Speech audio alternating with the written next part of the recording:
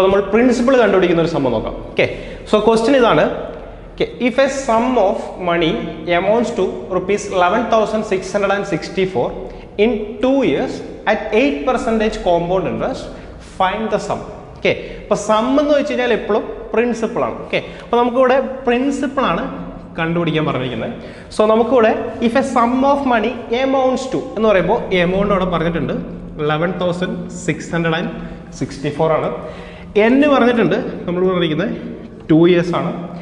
Rate പറഞ്ഞിരിക്കുന്നത് 8% per annum ആണ്. Okay, so അപ്പോൾ നമ്മൾ കണ്ടുപിടിക്കേണ്ട പ്രിൻസിപ്പിളാണ്. അപ്പോൾ നമുക്ക് എമൗണ്ട് തന്നിട്ടുണ്ടെങ്കിൽ ഞാൻ പറഞ്ഞു എപ്പോഴും എമൗണ്ടിൻ്റെ ഫോർമുല യൂസ് ചെയ്യുക.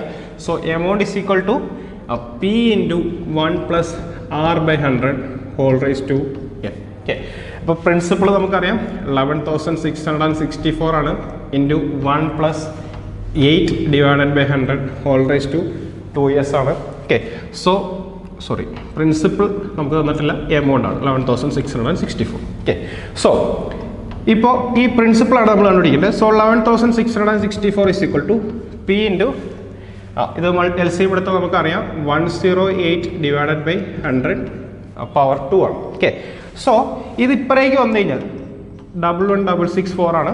ഇത് ഇപ്പറ സൈഡിൽ വരുമ്പോൾ നമുക്കറിയാം 108/100 2 പ്രാവശ്യമാണ്.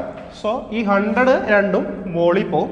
സോ ഇൻറ്റു 100 ഇൻറ്റു 100 ഈ 108 രണ്ടും താഴെ വരും. So 108 into 108 is equal to P ആണ്. ഓക്കെ, സോ ഇപ്പോൾ നമ്മൾ ആലോചിക്കും എന്തുകൊണ്ടാണ് 11,664 ഇങ്ങനെ ഒരു നമ്പർ തന്നിരിക്കുന്നത്, എന്തുകൊണ്ടാണ് 12,000 13,000 എന്നുള്ള ഒരു എളുപ്പമുള്ള നമ്പർ തരാത്തത്. അപ്പോൾ അത് എന്തുകൊണ്ടാണ് തന്നേക്കണമെന്ന് വെച്ച് കഴിഞ്ഞാൽ ഈ നമ്പർ തന്നുകൊണ്ട് നമുക്ക് പെട്ടെന്ന് ഇത് ക്യാൻസൽ ചെയ്യാം. അതുകൊണ്ടാണ് അവർ അങ്ങനത്തെ ഒരു നമ്പർ തരുന്നത്. ഇപ്പോൾ ഫോർ എക്സാമ്പിൾ 108ൻ്റെ സ്ക്വയർ ആണ് 11,664. ഇപ്പോൾ ഈ രണ്ട് 108ഉം 11,664 തമ്മിൽ ക്യാൻസലായി. So principle is equal to 100 into 100 എത്രയാണ് 10,000. ഓക്കെ, അപ്പോൾ ഇങ്ങനെ പ്രിൻസിപ്പിൾ കണ്ടുപിടിക്കേണ്ട സംഭവങ്ങളിൽ ഇങ്ങനെ 100-നേക്കാൾ വലിയ നമ്പേഴ്സാണ് എപ്പോഴും ഡിനോമിനേറ്ററിൽ വരിക. അപ്പോൾ നമുക്കത് ക്യാൻസൽ ചെയ്യണമെങ്കിൽ ഇപ്പോൾ നമുക്ക് ഡയറക്റ്റായിട്ട് നോക്കിയത് മനസ്സിലാവില്ല 108 11,664ൻ്റെ സ്ക്വയറാണ്. അപ്പോൾ നമുക്ക് ഒരുപാട് ടൈം എടുക്കും കാൽക്കുലേഷൻ ചെയ്യാൻ. അപ്പോൾ ഈ രണ്ട് 3 ഡിജിറ്റ് നമ്പർ അല്ലെങ്കിൽ രണ്ട് 100-നേക്കാൾ വലിയ നമ്പേഴ്സ് വരുമ്പോൾ കുറച്ചുകൂടെ എളുപ്പം മൾട്ടിപ്ലൈ ചെയ്യാനുള്ള ഒരു മെത്തേഡ് നമുക്കറിയാമെങ്കിൽ കുറച്ചുകൂടെ സിമ്പിളായിട്ട് അത് കണ്ടുപിടിക്കാൻ പറ്റും. ഓക്കെ, സോ ഇങ്ങനെ രണ്ട് 100-നേക്കാൾ വലിയ സംഖ്യകൾ വരുമ്പോൾ എങ്ങനെയാണ് കുറച്ചുകൂടെ സിമ്പിളായിട്ട് മൾട്ടിപ്ലൈ ചെയ്യാമെന്ന് നോക്കാം. ഇപ്പോൾ ഈ രണ്ട് 108ഉം 100-നേക്കാൾ വലിയ നമ്പർ ആയതുകൊണ്ട് ഇതിൽ നിന്ന് നമ്മൾ ഒരു 100 എടുക്കുക.